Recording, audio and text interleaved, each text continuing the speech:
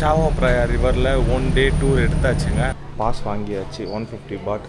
நம்ம சிங்கிள் ஒரு ரவுண்ட் மட்டும் போயிட்டு வரோம்னா 40 பாட் போதும்.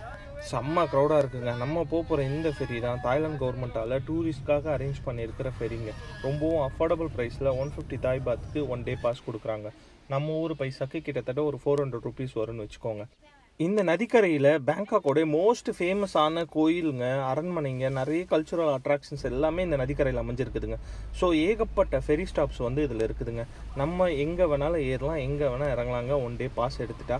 இல்லை நான் ஒரு ஸ்டாப்லேருந்து இன்னொரு ஸ்டாப்புக்கு மட்டும் போனால் போதும் அப்படின்னு நினச்சிங்கன்னா 40 பாட்டுங்க. 40 தாய் பாத்துனா நம்ம ஊர் பைசாக்கு ஒரு 100 ருபீஸ் வருங்க. பை ரோடு வழியாக பேங்காக்கை எக்ஸ்ப்ளோர் பண்ணுறதை விட ரிவரோட பெர்ஸ்பெக்டிவ்லேருந்து பேங்காக்கை பார்க்குறதுக்கு வேறு லெவலில் இருக்குங்க.